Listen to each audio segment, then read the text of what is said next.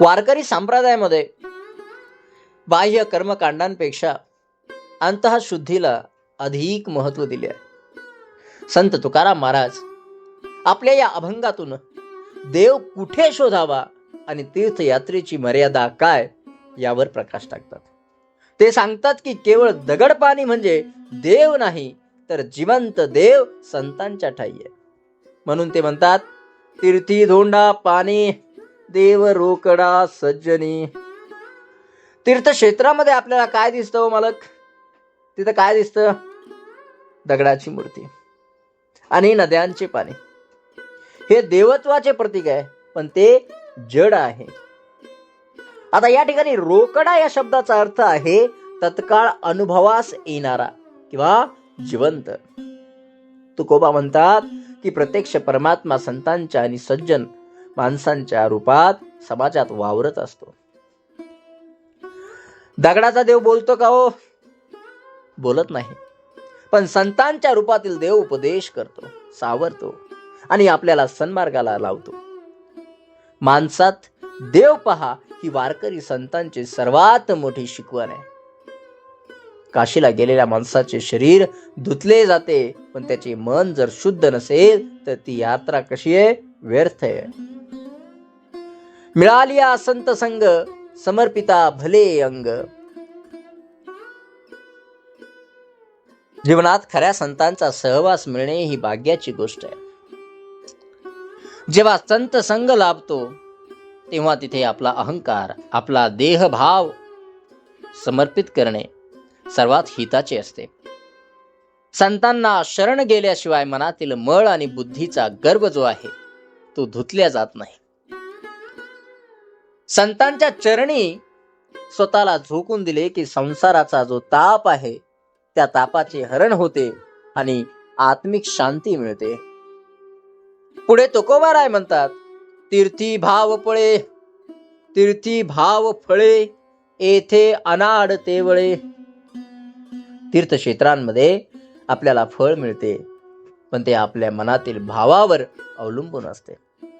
जर मनात श्रद्धा नसेल तर तीर्थ केवळ दगड आणि पाणीच उरते. पण संतांच्या संगतीचे सामर्थ्य असे आहे की तिथे अनाड म्हणजे अडाणी, नास्ती किंवा हटवादी, जो अडाणी माणूस आहे तो आपोआप सन्मार्गाला लागतो. संतांच्या वाणीत आणि अस्तित्वात असा प्रभाव असतो की दगडासारखे कठीण मनही मेनासारखे मऊ होते. काले फलंती तीर्थानी सद्यः साधू समागमः. तीर्थाचे फळ काळानुसार वेळेनुसार मिळते, पण साधूंच्या दर्शनाचे फळ तात्काळ मिळते बरं का. ज्याप्रमाणे कडू भोपळ्याला, कडू कारल्याला सर्व तीर्थामध्ये नाहू घातले तरी त्याचा कडूपणा जात नाही, तसे अंतर, जो अंतरीचा भाव असेल, जर तो अंतरेमध्ये म्हणजे मनामध्ये जर भाव नसेल आणि आपण तीर्थक्षेत्राला जाऊ तर ती तीर्थयात्रा व्यर्थ ठरते. पण तेच कडू कारले जेव्हा अग्नीच्या म्हणजे सत्संग किंवा ज्ञानाच्या संपर्कात येते तेव्हा त्याचे रूपांतर गोड पाकात होऊ शकते. तुका म्हणे पाप गेले गेल्याकडे ताप. जोपर्यंत मनात पाप असते तोपर्यंत माणसाला जीवनातील तापत्रय म्हणजे देहिक, दैविक आणि भौतिक दुःख जे आहे ते छळत राहते.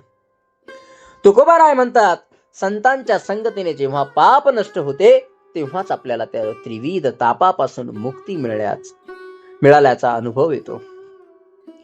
ही शांती बाहेरून विकत घेता येत नाही महाराज, ती केवळ संत कृपेने आणि नामस्मरणाने साध्य होते. या अभंगामध्ये सांगायचं म्हणजे तीर्थयात्रा करा, पण संतांना विसरू नका. बाह्य स्नानापेक्षा अंतःकरण शुद्ध करणाऱ्या सत्संगाला प्राधान्य द्या. तीर्थयात्रा करा, पण काय करा? संतांना विसरू नका.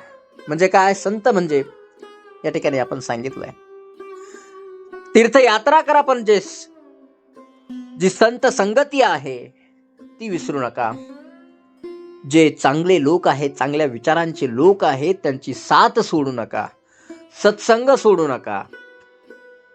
आपल्या अवतीभोवतीच्या सज्जन माणसांमध्ये देव शोधायला शिका आणि संतांच्या शिकवणीनुसार जीवन व्यतीत करा.